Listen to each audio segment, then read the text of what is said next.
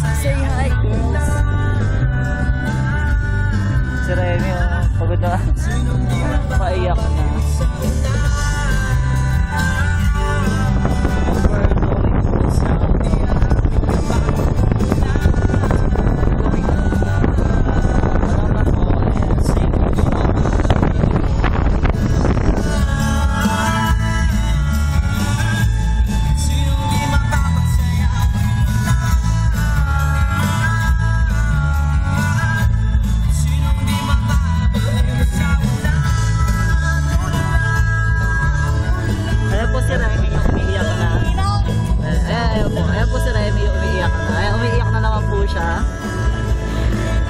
Papaluin na po ng magulang. Hindi na po papakainin na ng 3 araw. Papaluin sa asin. Ayan po. Si Teresa. Ayan.